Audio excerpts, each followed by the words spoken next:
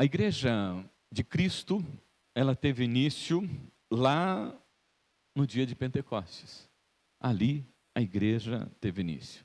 Ali o Senhor soprou e organizou a sua igreja, a igreja primitiva. Essa igreja, a princípio, ela não tinha um nome, né? Ela era a igreja dos judeus, né? A comunidade que surgiu lá no meio dos judeus, né? Mas ela cresceu muito, né? Ela cresceu e se desenvolveu muito.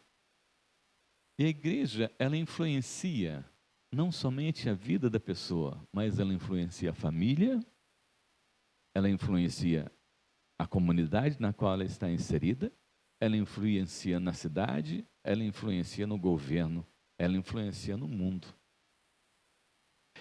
E o mundo foi sacudido pela igreja primitiva. O mundo foi sacudido pela igreja primitiva. Foi sacudido pela palavra do Senhor nosso Deus, pelo cumprimento da palavra do Senhor nosso Deus, dos profetas, ou pegando desde Gênesis, quando já anuncia a vinda de Cristo Jesus, né? A redenção da humanidade. O mundo foi sacudido, né? E foi transformado de uma certa forma, né? Que colocou medo nos governantes da época. Tão forte, né? Era a convicção desses irmãos, pela fé em Deus, e não temendo a nada nem ninguém, e confrontando o Estado. E confrontando o Estado. E desarticulando o Estado. Por que isso, amados irmãos? Isso se chama a liberdade de expressão e de conhecimento. Eles saíram debaixo das ordens do império, da direção do império, para conhecer uma vida em Cristo Jesus, uma vida a serviço do reino de Deus sobre a face da terra. Isso, né, a igreja nasceu e cresceu e foi até o ano 300, né?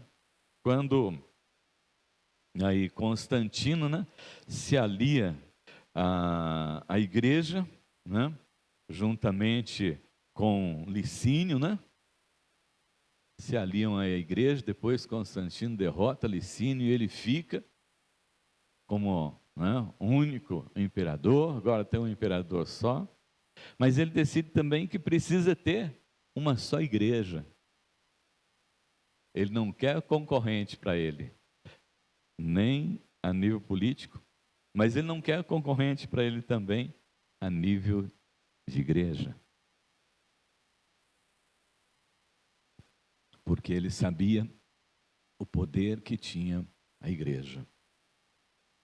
Ele sabia como a igreja influenciava a sociedade e as pessoas. Então, o cristianismo passou a ter a proteção do governo. E muitas pessoas aderiram à fé cristã por causa disso. E nós sabemos que quando a igreja em si mesmo, né? A igreja, é muito importante o crescimento da igreja. Mas a igreja precisa ter um crescimento ordenado, né? Ela precisa ter um crescimento que ela consiga, né, dominar e saber como é que está indo para que não se desvie. Aliás, né, as divisões que aconteceram no seio da igreja no decorrer dos tempos foi exatamente por isso, né? De repente estamos indo numa caminhada, mas surge um grupo lá que pensa diferente, que acha que é diferente. E aí então a igreja divide. A igreja tem que crescer, mas ela tem que ter esse crescimento ordenado e saber para onde ela está indo. Como o Estado se tornou cristão, aí então muitas pessoas vieram, né, para a igreja, e com a vinda dessas pessoas para a igreja, trouxeram, né, as coisas que existiam lá no paganismo. Ontem, aliás, nós estávamos aqui com os adolescentes, né, e o pastor Lucas veio falar sobre um assunto que é muito importante ser conversado e conhecido nesses dias, porque nós temos a reforma protestante, né?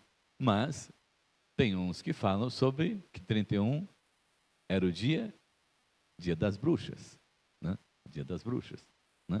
Ou o Halloween. Aí dia das bruxas foi, né, colocado depois, né? Mas o Halloween já é uma festa muito antiga dos celtas, né? 3.000 anos atrás, né? Em que eles faziam a festa, e como eles faziam essas festas, eles acreditavam que os mortos também vinham participar dessa festa. Aí, com a chegada, né, vamos dizer assim, da igreja, a igreja acabou assumindo esse dia do culto aos mortos, né? Se tornou o culto aos mortos, né? Halloween não quer dizer dia das bruxas, né? Halloween quer dizer que está próximo um dia dos mortos, né? E por isso que nós temos dia. Que dia que é o dia dos mortos no nosso país aqui? 2 de novembro é o dia dos mortos, o dia dos santos, finados, né? Foi assimilado por essa festa celta, né? Então, isso veio também trazer, olha só de onde vem para dentro da igreja, né? E é um feriado nacional para nós. Mas o que tem a ver isso realmente com os santos? Não tem nada a ver com os santos. O que tem isso a ver com os santos que eu estou dizendo? Os cristãos, os apóstolos, o que tem isso a ver com Cristo? Nada, né? Era uma festa celta que acabou sendo assimilada. O paganismo vindo para dentro do cristianismo. E foi isso que aconteceu, né? Lá na igreja a partir de Constantino. Só vou citar aqui algumas coisas que foram trazidas para dentro da igreja, né? Em 375 foi instituído o culto aos santos, né? Foi instituído o culto aos santos. Em 431 instituiu-se o culto a Maria. E aí a igreja foi só indo por esse caminho.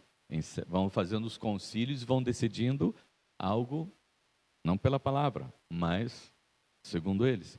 Em 783 foi a adoção da imagem e relíquias.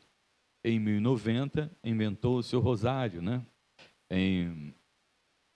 Para barrar aqueles que queriam, né, impedir que essas coisas ainda entrassem à igreja. Em 1229 eles eram proibidos de ler a Bíblia agora.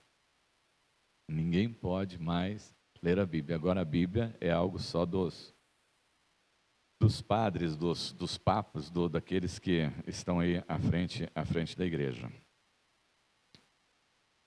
Então, amados irmãos, só foi se desviando, né? Se a Bíblia estava aqui, né, deveria seguir aqui, eles só foram encontrando caminhos para se distanciarem da palavra do Senhor, o nosso Deus. E isso a igreja viveu durante, vamos dizer, 1000 anos. Porque 300 ela viveu na palavra. Depois 1000 anos se desviando da palavra. Aí por volta do ano 1300 é que surgem os pré-reformadores, que começam agora a buscar e a estudar novamente a palavra. Olha como isso é sério para nós como igreja. E como nós não podemos negociar nada no que diz respeito à palavra do Senhor nosso Deus.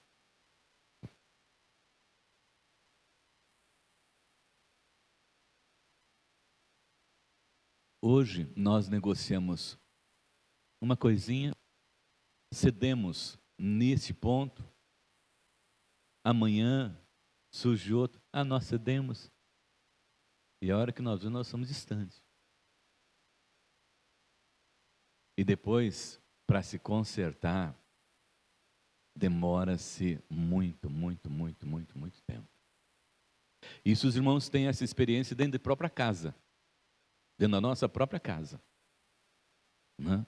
Com os nossos filhos, ou entre o esposo e a esposa. Você cede um pouquinho, e aí depois as coisas começam a tomar para um caminho. A hora que você vai, você não consegue mais retroceder, né? Então, ficou 1000 anos. Você imagina o que é 1000 anos? Do povo tateando, andando distante de Deus, sem poder acesso à palavra do Senhor, o nosso Deus. Abra sua Bíblia lá em Efésios, capítulo de número 2.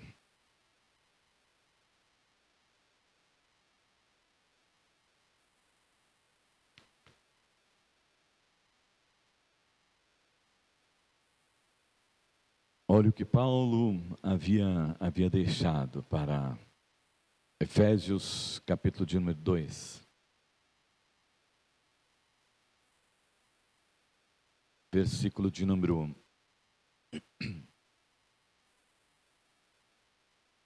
8, 9 e 10. Olha o que Paulo tinha deixado para que a igreja seguisse por esse caminho. Porque pela graça sois salvos, mediante a fé, e isso não vem de vós, é dom de Deus, não de obras para que ninguém se glorie. Pois somos feitura dele, criados em Cristo Jesus, para as boas obras, as quais Deus de antemão preparou para que andássemos nela. Qual foi a gota d'água, né, para que os reformadores se levantassem? Os irmãos se lembram? Foi a venda de indulgências. E o que era a venda de indulgências? Era a venda do perdão. Você está vivo, você chegava lá, pedia perdão, mas também você tinha um parente lá que ele tinha morrido, né? E estava lá, porque eles criaram também os dogmas aí, né? E tinha também o dogma aquele onde a pessoa fica ali, aquele estado intermediário, como que é o nome? Purgatório, né? O purgatório, as pessoas iam para o purgatório, não eram salvas, iam para o purgatório, né? Aí a crença era, né? Olha, você tem que acender vela que ele está no escuro. Então, por isso que as pessoas costumam, no dia do finados, ir lá no velório, não, no cemitério, acender velas, né? É para tentar iluminar o caminho daquele que morreu. Essa é a fé das pessoas. Por que se usa vela quando lá no velório, né, da pessoa que não é cristã? Porque eles acreditam que a pessoa precisa de luz para iluminar o caminho dela. Se for num velório cristão, você não vai ver as velas, né? Se for num túmulo de um cristão, você não vai ver ali velas. Por que motivo? Porque nós cremos que Jesus é a luz do mundo. Que Jesus é o caminho, a verdade e a vida. Quem está em Jesus não precisa de lamparina e de candeia humana, né? É o Senhor que ilumina o nosso caminho. E, no caso da época, né, era a venda de indulgências, né? E que eles ensinavam. A pessoa pagava ali, né? E quando a moeda caía lá dentro do gasofilaço, a alma pulava, né? A alma dava um pulo lá do purgatório, né? Para o céu. Esse era o ensinamento. E as pessoas iam por esse caminho. Mas iam por esse caminho porque tinham deixado a palavra de Deus de lado. Tinham deixado os ensinamentos do Senhor nosso Deus. Olha esse texto que nós acabamos de ler de Paulo aqui. É muito, muito, muito claro. Nós somos salvos pela graça, depois vamos falar mais sobre isso. Bom, mas vamos lá, eu quero citar alguns reformadores para os irmãos aqui, né? John Wycliffe, ele foi de 1328 a 1384, né? Você ouvir esse nome por aí. A Vitória, quando ela nasceu, ela ganhou uma coleção de livros sobre a história da Reforma Protestante. Está aqui na minha biblioteca. São 6 volumes. conta toda a história da reforma do século XVI. Então, irmãos, imagine que eu estou falando aqui para os irmãos sobre John Wycliffe, mas a história da vida dele é muito grande, né? Tem muita coisa para se contar a respeito dele, né? Ele foi professor da Universidade de Oxford, na Inglaterra. Tivemos também o John Wilson, né? Também professor de universidade, né? Se hoje nós temos algumas lutas, alguma dificuldade com relação às universidades aí, né? Naquela época, esses professores, eles estudavam, era a palavra do Senhor nosso Deus, né? João Hus foi queimado, morreu queimado, por causa da pregação do Evangelho, por causa da sua fé, né? Tivemos também o Girolamo Savonarola, né? Que foi de 1452 a 1498 que ele viveu. Ele foi enforcado e queimado por ordem do Papa Alexandre VI, em Florença, na Itália. Então, amados irmãos, o que nós vemos é que a igreja estava completamente distante. Aí esses homens descobrem a palavra do Senhor nosso Deus, e são os pré-reformadores, e começam aí uma caminhada. E como eu disse, a igreja tem influência na família, na comunidade e na sociedade. Tudo isso começou uma ebulição aí na sociedade, né? A Europa estava no limiar, né, de uma nova época política, social. E a igreja estava aí, né, se desenvolvendo. Aí nós vamos ter 1517, né? O Martinho Lutero, com as suas 95 teses, né? Que ele fixou lá na igreja de Westminster, né? Só que, o que aconteceu com ele? Perseguido. Aí ele se recolheu por 10 meses, né? Ele estava com risco de ser morto. Então ele teve que se recolher. Mas não desistiu. Lutero continuou os seus estudos e sua pregação, né, na expansão para o movimento da Reforma Protestante. Depois, é bom nós já trabalharmos também, aí acontece a Reforma a partir de Lutero, né? Aqui não vamos entrar em muitos detalhes. Depois nós temos também essa reforma dentro do presbiterianismo, né? Aí surge o presbiterianismo, que é o que nós vamos destacar aqui, porque como nós somos, né, presbiterianos, nós vamos falar da reforma dentro do presbiterianismo, né? Aí surge na Suíça, né, o reformador chamado Ulrico Zwinglio, né? Ele era mais novo que Lutero, só 50 dias, né? E em 525, Zurique, na Suíça, tornou-se oficialmente protestante. Eu falei que tem uma influência muito grande na sociedade. Você já imaginou, né? Zurique, protestante? Você já imaginou Agudos, protestante? Você já imaginou o estado de São Paulo ser declarado um estado protestante? Olha a força que tinha a pregação do Evangelho e como as pessoas eram transformadas. Zwinglio, né, foi um gênio, né, e morreu num campo de batalha, uma guerra de cristãos, de protestantes contra católicos. A coisa era forte, era pesada. Não era só discussão com a boca, não. Não era só argumentação, não. Eles partiam realmente para o braço, aí, vamos dizer assim, né? Mas fazia parte da luta daquela época, porque, como os irmãos observaram, a igreja tinha se tornado um grande poderio. A igreja tinha se tornado um poder paralelo. Em 1526, né, Farel iniciou seu trabalho de pregação na Suíça. Ele ligou-se aos seguidores de Zwinglio, né? Em 1532, entrou em Genebra pela primeira vez e sua pregação causou um tumulto na cidade. Ele teve que se afastar, mas depois voltou, né? E no dia 21 de maio de 1536, a Assembleia Geral declarou a cidade também oficialmente protestante. Olha a força do Evangelho. Quando nós olhamos lá para a igreja primitiva e vemos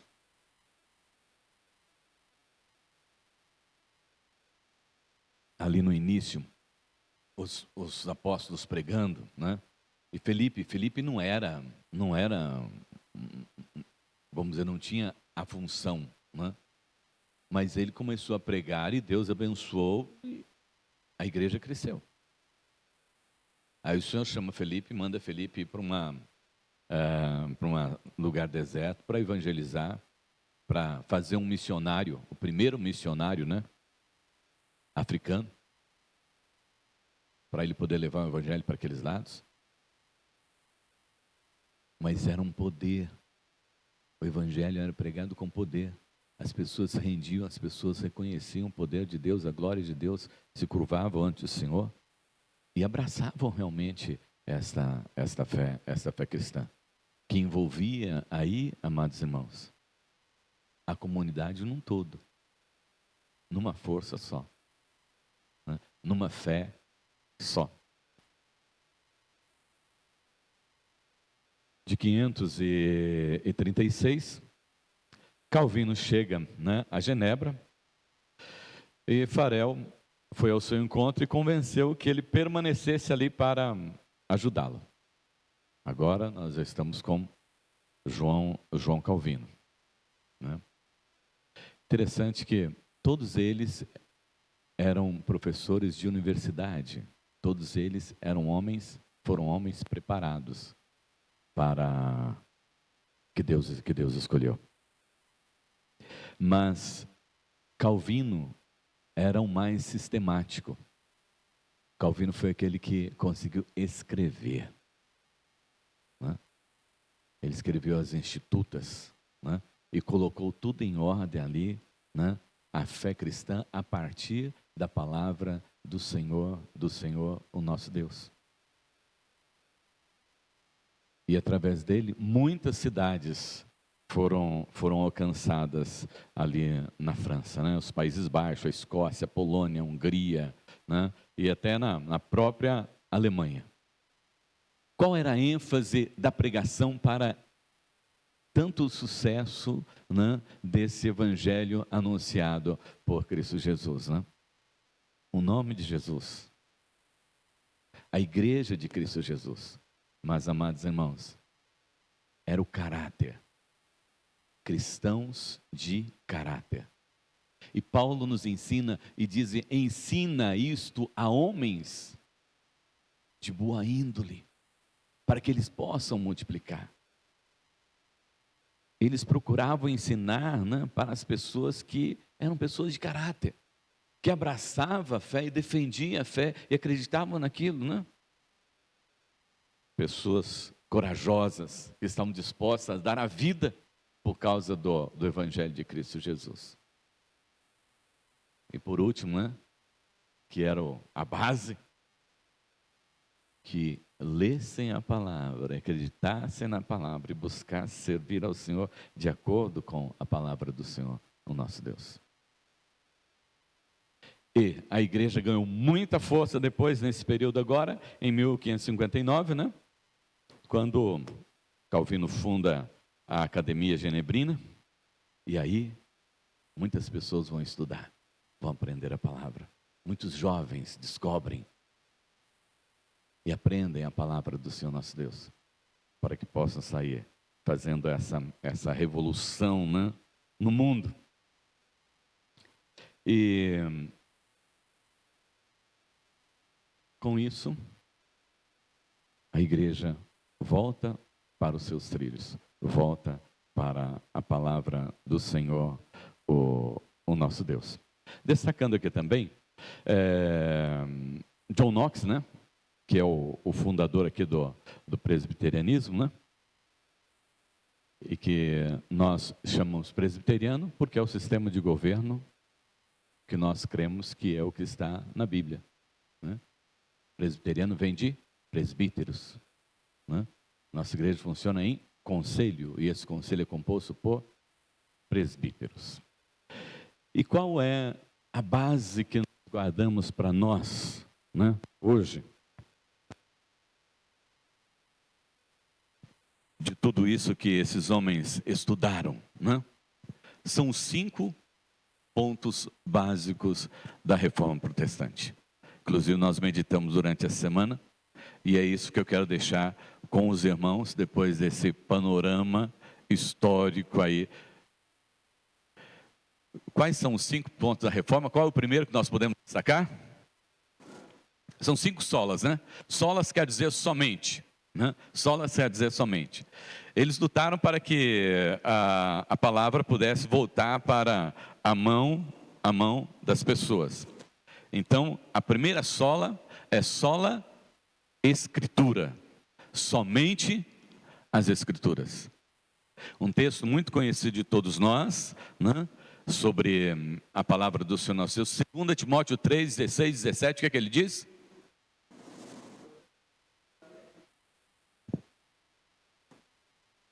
Estou aqui, então vai lá. Sabe decor isso aí? Vamos lá. 2 Timóteo 3, 16 e 17. 17.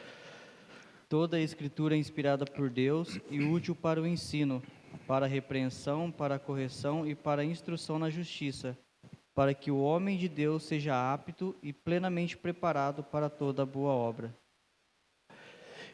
Então, a palavra do Senhor, né, é a base da nossa fé. Lá em Salmos, né, o Salmo 119,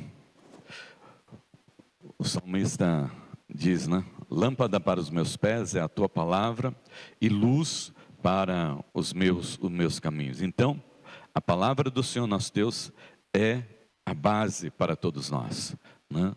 Precisamos ler, entender, compreender e usá-la no nosso dia a dia, né? E lá no Antigo Testamento, quando o Senhor fala a respeito dos ensinamentos, dos mandamentos e também das ordenanças do Senhor, ele diz que como é que deve ser feito? Deve ser inculcado, né? Ele inculca lá na cabeça dos seus filhos, coloca lá dentro da cabeça dos seus filhos, né? Coloca lá dentro da cabeça dos seus queridos, para que eles não se afastem. Então, toda a Escritura é inspirada por Deus.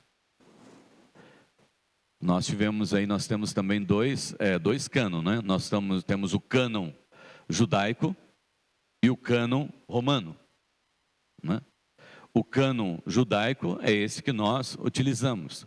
Ele não contém os livros apócrifos, né? Por que motivo? Porque, segundo, né, os 70, esses livros apócrifos, eles são livros históricos, sim, mas não são inspirados por Deus. E posso dizer, toda essa escritura que nós temos aqui é inspirada por Deus e útil para o ensino, para a repreensão, para a edificação, né, do servo de Deus, do homem, para que ele seja, né, apto para toda boa obra. Quem vai me tornar apto para toda boa obra é a palavra do Senhor nosso Deus. Então, primeiro ponto, né, sola Escritura. Segundo ponto, eu gosto de colocar segundo ponto, somente a graça, sola gratia, que nós lemos lá em Efésios. Abra sua Bíblia lá em Efésios 2, verso 8 e 9.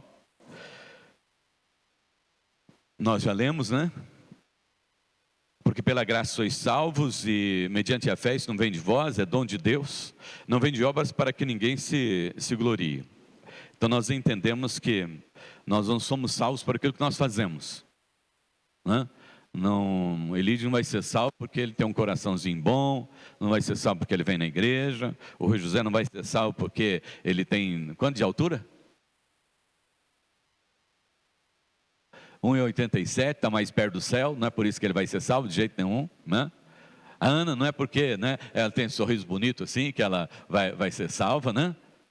Mas, e nem porque eu dou meu dízimo, dou minha oferta, porque eu não estou comprando nada, né? Eu não sou merecedor de nada, né? Então, quando nós falamos a respeito da graça de Deus, nós estamos falando a respeito do amor de Deus apresentado lá em Cristo Jesus, e que Ele decidiu nos salvar, porque Ele decidiu. Porque Ele decidiu. E aí, por isso que muitas vezes nós vamos entender, né? Como pode 2 ladrões lá na cruz, e um deles ser salvo ainda? Se é ladrão, tinha que morrer, tinha que ser condenado os 2. Mas Deus decidiu salvar um, por causa da sua maravilhosa graça. Por causa da sua maravilhosa graça. Então, o segundo ponto que eu gosto de destacar sempre é essa graça de Deus, né? Que você não consegue comprar, mas Deus decidiu te amar. Tinha gente melhor que o Mário Sérgio, tem com certeza, mas Deus decidiu amar o Mário Sérgio. Agora eu não posso fazer nada. Deus decidiu amá-lo, Deus decidiu salvá-lo, Deus decidiu manifestar a sua graça para ele, né? Graça é favor imerecido. Nós não merecemos, mas Deus decidiu nos alcançar. O terceiro ponto é a fé, né? A fé. Vamos lá em Romanos 1, 16 e 17. Romanos 1, o verso 16 e o verso de número 17. Por favor, quem for ler tem que pegar um microfone aqui para já sair lá no... Quem que vai ler? Tá aí, Mário. Romanos 1, 16 e 17. Não me envergonho do Evangelho, porque é o poder de Deus para a salvação de todo aquele que crê, primeiro do judeu, depois do grego, porque no Evangelho é revelada a justiça de Deus, uma justiça que do princípio ao fim é pela fé, como está escrito, o justo viverá pela fé. Amém. Mais uma vez, enfatiza aqui, amados irmãos, que não é por obras. Não adianta que você não vai conseguir nada por aquilo que você faz. É porque você crê, porque você confia, porque você deposita a sua fé no Senhor, o nosso Deus. E Paulo diz, olha, eu creio, por isso eu não tenho vergonha do Evangelho. Eu creio, por isso eu não tenho vergonha do Evangelho. Onde eu estou falando a respeito da minha fé. Eu estou falando a respeito do Evangelho de Cristo Jesus, né? Por quê? Porque é o poder de Deus para a salvação, né, de todo aquele que crê. Você é salvo porque você creu. Você é salvo porque você crê. E aí ele diz, né, visto que a justiça de Deus se revela no Evangelho, de fé em fé, como está escrito, o justo viverá pela sua fé. Não tem outra forma para nós não, irmãos. Ou você crê ou você não crê. Não dá para dizer mais ou menos, não. Ou você crê ou você não crê. Vamos nos lembrar que Jesus, ele esteve em Belém. Qual era a cidade de Jesus? Jesus nasceu onde? Em Belém. E ele esteve lá na cidade dele pregando o Evangelho. E está registrado na palavra do Senhor que ele não fez muitos milagres lá. Por que motivo? Porque eles não creram.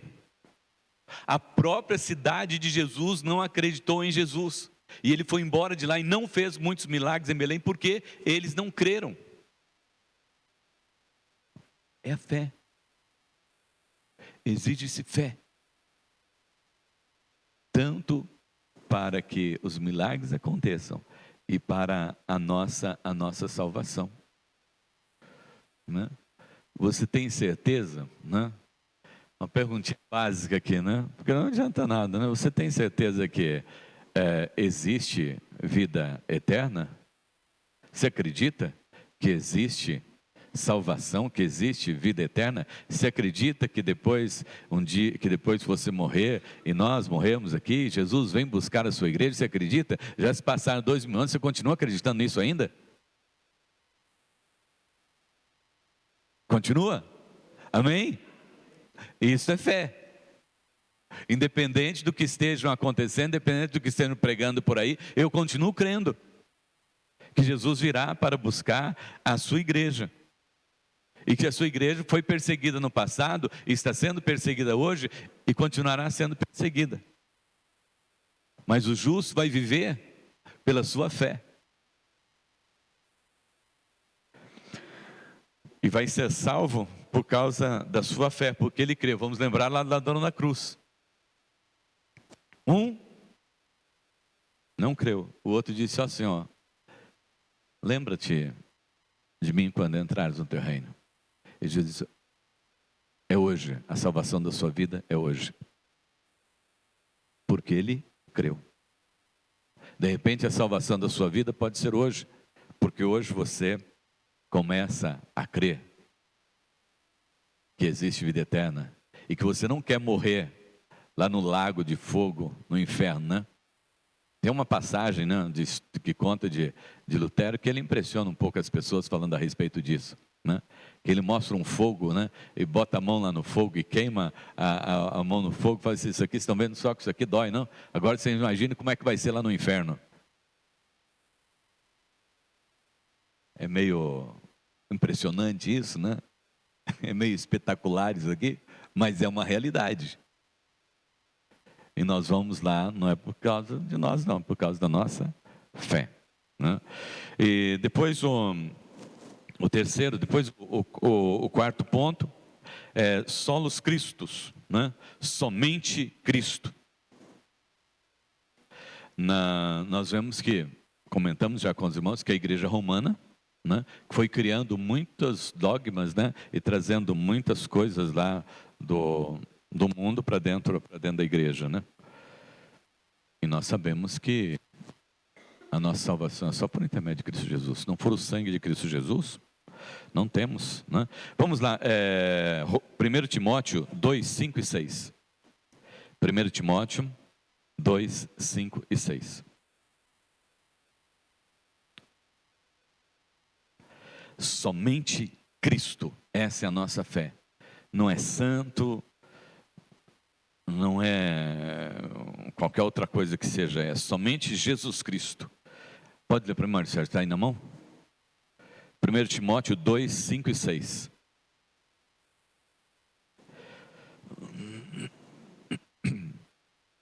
Pois há um só Deus e um só mediador entre Deus e os homens, o homem Cristo Jesus, o qual se entregou a si mesmo como resgate por todos. Esse foi o testemunho dado em seu próprio tempo.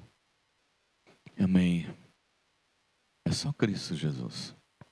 Não tem outro caminho.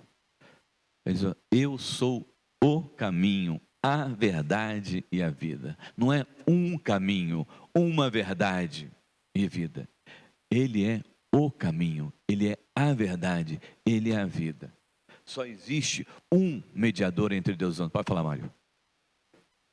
Fala no microfone.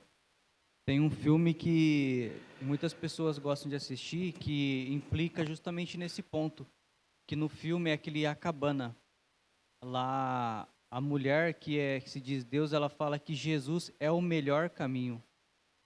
Quando o próprio Jesus fala que eu sou o caminho, não o melhor, né? Então assim, muitas pessoas às vezes assistem o filme e se contamina por um filme que se diz cristão e que não, na verdade não é. Essas são as coisas que nós temos aí na nossa sociedade, que nós temos que tomar muito cuidado, né? Que são nos apresentadas. Ah, Jesus, olha, ele é bom. Jesus é um caminho. Não, ele é o caminho. Ele é a verdade, ele é a vida. E o que a Bíblia diz a respeito, se alguém falar alguma coisa além do que já está escrito na Bíblia, que nós devemos ser o quê? Anátema, não creia. Quando Jesus foi conversar lá com o diabo, Jesus disse, ó, está escrito. Se for conversar com alguém apresentar alguma coisa, mostra na Bíblia para mim aqui.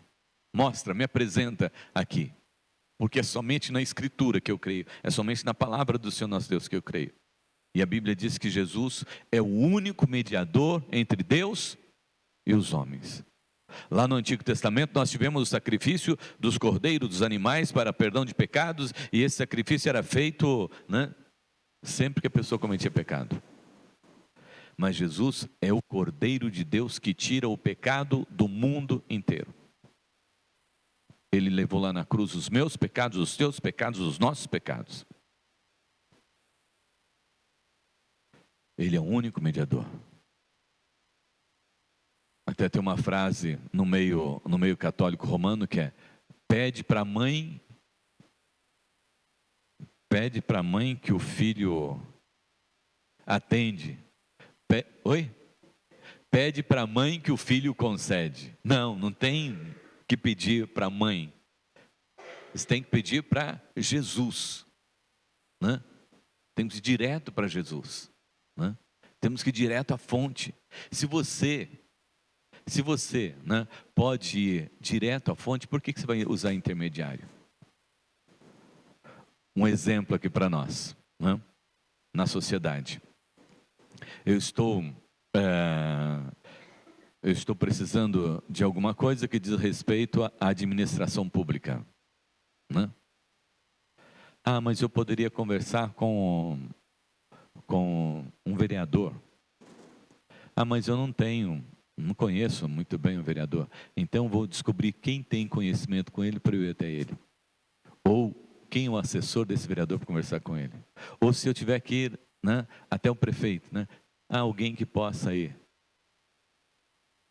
Na escola, meu filho está passando por uma dificuldade lá na escola, um problema com o professor lá na escola. Com quem eu vou conversar? Diretamente com o diretor. Olha, meu filho está passando por esse problema. Não vamos por um intermediário. Se pudesse, vai direto lá no prefeito. Se pudesse, vai direto lá no vereador. E é disso que o Senhor está nos falando aqui a respeito de falar com Deus. Nós vamos direto por intermédio de Cristo Jesus. Nós não precisamos de intermediários. Nós não precisamos de representantes. Jesus é o caminho, a verdade e a vida. É por Ele que nós temos que seguir. E é nele que nós precisamos estar e permanecer em Cristo Jesus. Amém? Então, somente Cristo. Ele é o único e suficiente Salvador das nossas vidas. E Ele é o mediador entre Deus e os homens. Não tem mais ninguém. Temos Paulo, muito bom, Paulo excelente, Admiro muito o apóstolo Paulo. Admiro muito Pedro. Admiramos muito o João, O João foi lá para a ilha de Patmos, Teve essa revelação maravilhosa que enche os nossos olhos e os nossos ouvidos quando nós ouvimos falar a respeito da eternidade. Mas isso que ele viu foi só sombra.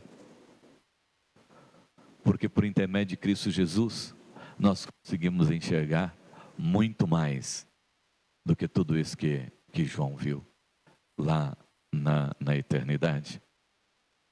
Então não é João que vai me levar para a eternidade. Não é João que vai me levar.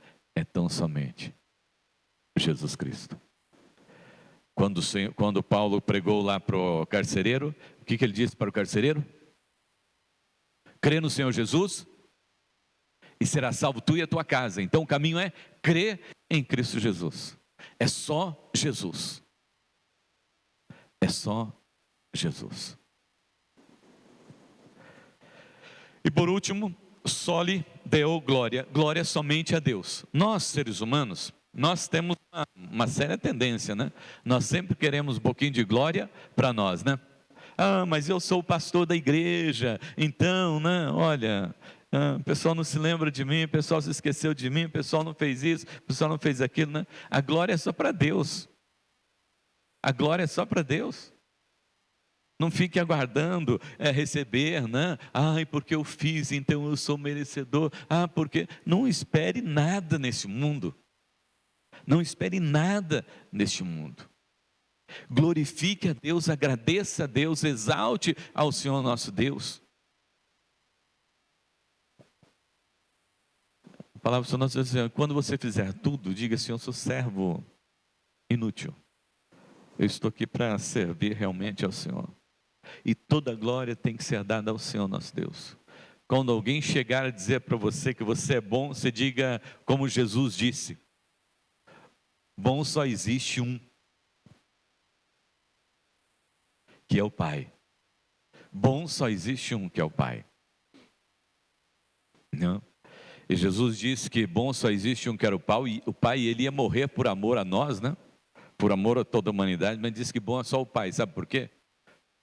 Quando ele teve que conversar com o povo lá na igreja, que estava fazendo aquele comércio lá dentro da igreja, ele fez uma torraga de uma corda e saiu chicoteando todo mundo e mandou todo mundo embora. Vocês transformaram a casa de meu pai num covil de ladrão e salteadores. Então, quando olharam para ele, disseram: não, Jesus não é bom. Então ele já disse: eu não sou bom mesmo, porque vocês confundem o que é bondade.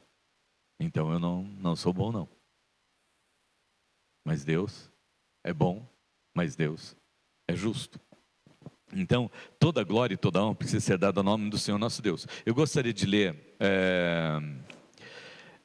Salmo 115, 1. Eu acho que apenas esse texto mesmo. Não, e também vamos lá em Timóteo, 2 textos, aí nós encerramos aqui, irmãos. Salmo 115, 1. Quem for ler, levante a mão aí. Se estiver na mão, Maricelo pode ler.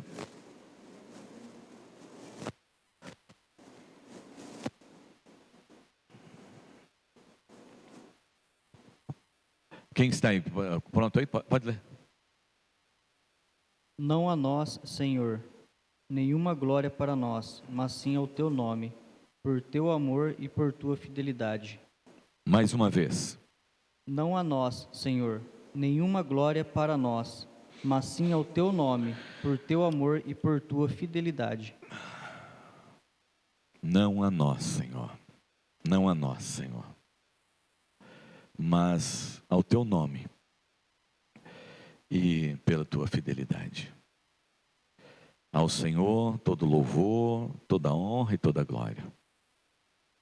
Tivemos os apóstolos, tivemos os reformadores, foram testemunhas do Evangelho de Cristo Jesus, servo de Deus Altíssimo, mas ao Senhor todo louvor, toda honra e toda glória só ao Senhor, né? E para concluir, mais um texto apenas, 1 Timóteo 1,17. Volta lá em Timóteo 1,17. Aí nós encerramos aqui.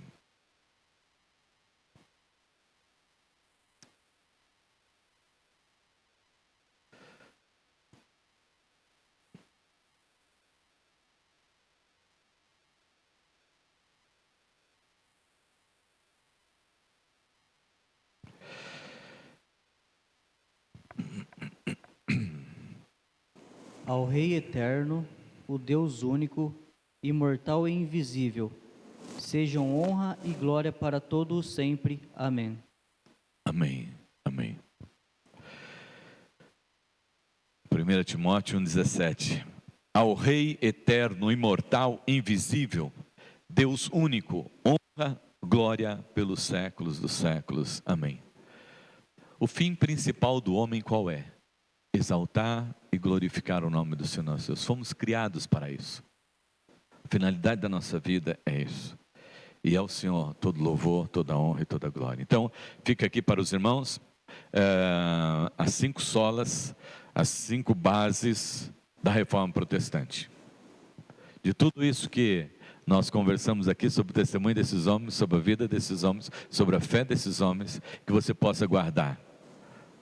essas, não as 95 teses de Lutero, porque teria que estudar bastante as 95 teses, mas, né, somente a Escritura, só a Escritura, somente a graça, você é salvo pela graça, somente a fé, porque a fé é um instrumento que nós usamos para chegar a Deus, somente Cristo, só Jesus, único mediador entre os homens, e somente a Deus todo louvor, toda honra e toda glória. Feche teus olhos, vamos orar. Senhor nosso Deus, Pai Todo-Poderoso, nós temos, ó Pai, ouvido aqui nesta manhã sobre como o Senhor age na história e através da história.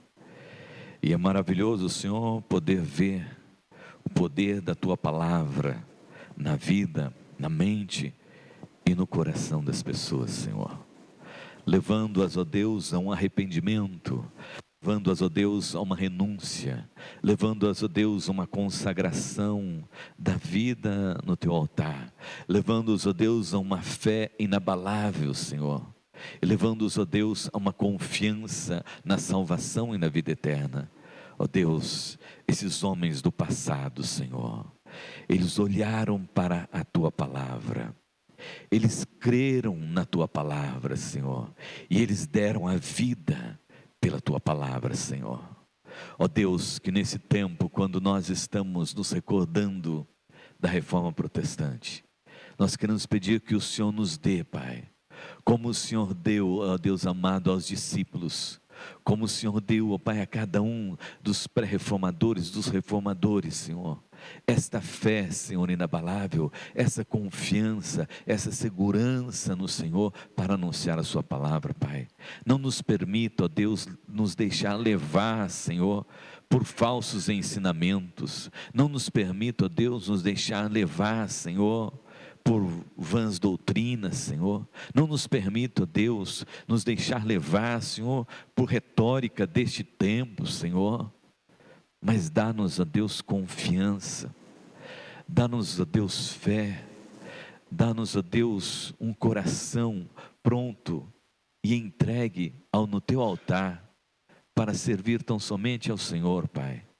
E que nós possamos, ó Deus amado, confessar Jesus como nosso único e suficiente Salvador, e crer que Ele está voltando para nos buscar como a Sua igreja, e que ao Senhor, Pai, aquele que criou todas as coisas e que preparou a morada eterna para nós, Pai, seja todo louvor, toda honra e toda glória, Pai, nesta manhã, quando nós nos reunimos, e por todo o tempo, até que o Senhor volte para buscar a Sua igreja em Cristo Jesus, Senhor. Fala conosco sempre, Pai, e nos abençoe, e nos dê dessa fé, Senhor, para que possamos, ó Deus, sermos os reformadores, sermos os apóstolos, sermos a igreja primitiva deste tempo no qual nós estamos vivendo, Senhor. Dá-nos essa firmeza, Senhor, dá-nos essa convicção, Senhor. Olha, Deus, pela liderança da Sua igreja hoje, Pai, os presbíteros, somos presbiterianos, Senhor, dá firmeza aos presbíteros, Senhor, meu Deus, para que eles sejam, Pai, pessoas de coragem, de ânimo, de vigor, de caráter, de fé, Senhor,